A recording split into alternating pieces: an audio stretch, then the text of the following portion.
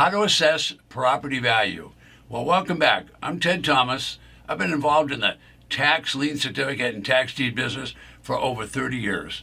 Now, if you want to create a conversation, just ask 3 different people to value a real estate property. Boy, that's going to be a lot of fun. One person's going to use the tax assessed value, another person's going to discuss the appraised value, and then you're probably going to find a third person that wants to use comparable values. So there's a lot of different values.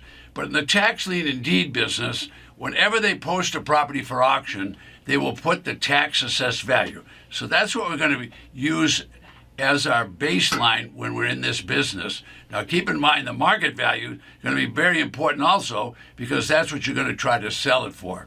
So you're not going to be able to secure an immediate consensus when you talk about assessed value, appraised value, market value, and whatever. It's all going to be a little bit different, causes a lot of confusion for a lot of people. Now, I'm Ted Thomas. I've been involved in this kind of business for over 30 years, and this is something that does cause people a lot of concern. So you want to learn a little bit about it.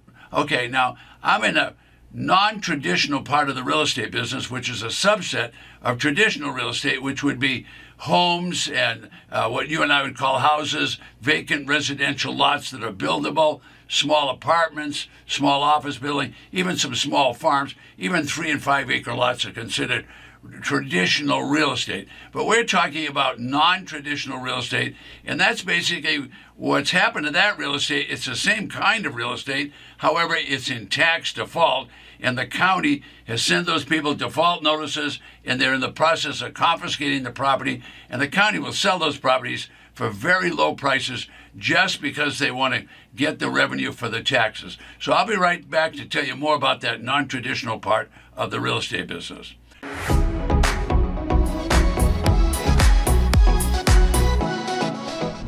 Okay, so now in today's episode, we're talking about how to assess property value. Now that really confuses people, so I'll try to clear it up and give you some ideas to think about. For many years, my experience has been in the tax defaulted business, so that's going to cause people getting into the business some challenges, because when they post a property for auction, they'll put the tax assessed value. That could be completely different than a market value, and it could be different than an appraised value. All right, so tax defaulted business, from my perspective, is to buy the property at a bargain price and then be able to resell it into the market. All right, now these properties are only a bargain if you can buy it low and then be able to have a margin between your low purchase price and what the market price is going to be, or the existing market. So you get the idea. So we're trying to buy properties, buy them low, and actually sell them low is what I teach people to do. Now it's contrary to normal real estate. For example, the assessed value on a property could be $100,000. However, the tax assessor puts that number up, but the treasurer and the tax collector might start the bidding at only $10,000. All right, so that's 10 cents on the dollar. Now, you're not going to find much traditional real estate that's going to start selling at 10 cents on the dollar. But this happens all the time in the tax defaulted business. Now, why does that happen?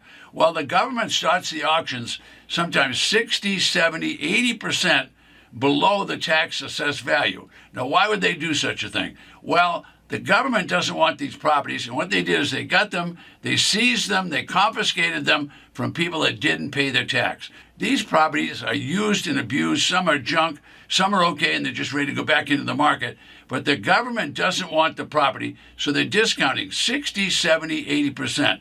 All right, now I said they used and abused. That doesn't mean that they're all junk, but some are junk, so don't buy those. Certainly buy the ones that don't need much repair and they just need cleanup and you can resell. So there's a lot of confusion regarding the values. The tax assessor and the tax collector are using the tax assessed value. Now, how they come up with that number is going to be up to them. So they're going to consider, is there a lot of bidders? Are they going to consider what the condition is? They're going to consider what the market is. They're going to take a lot of consideration, but they're coming up with the tax assessed value. That doesn't mean that the treasurer or the tax collector will ask that much for the property. They might only ask just the back taxes. So that means it could be a substantial 60, 70, 80% discount. Now, why is the government selling the property? The government's selling the property because they couldn't collect the tax. And what they need is they need that revenue to run the county. Now, what do I mean by all that? Well, the county simply takes revenue from property tax or from these tax defaulted auctions, and they use that to pay the police department, pay the firefighters, to pay the school teachers, to give money to the hospitals. You're getting the idea. So the county needs money all the time. They need revenue. They don't want defaulted property. They want property that's producing revenue. In other words, it's on the tax roll. All right, so they have a lot of bills to pay. So my point is going to be a lot of confusion regarding these values. So again, in all 3,000 plus counties across the United States, the government is going to be selling property. How am I to go there? How am I to go where? How am I to go up front there? How am I to go how?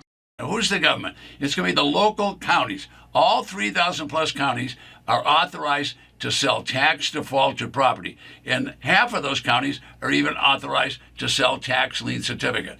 All right, so the tax value that's on the property is the tax assessed value. That might have nothing to do with the market value. It might have nothing to do with the assessed value of the appraised value. So assessed value is what the county use. Appraised value is what a professional appraiser would use, and of course the market value is what the comparables are out there.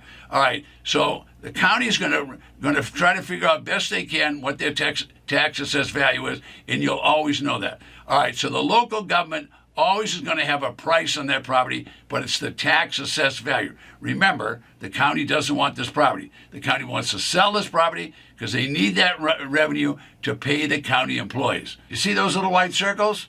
That's how many auctions are taking place within that state in the next 90 days. This calendar updates every single day. I'm here today to show you how to make money. To do that, I'm going to show you briefly that there are thousands of tax defaulted real estate properties across the 3,000 plus counties in the United States. This is quite interesting. You're looking at the Ted Thomas Magic Interactive Map and Auction Calendar. It changes every day. Now, I created the calendar and the map so I would know how many auctions are taking place every day in the United States. Now I can show the little guy how to make money. Most importantly, I created this system so I could have an auction list for each auction 24/7.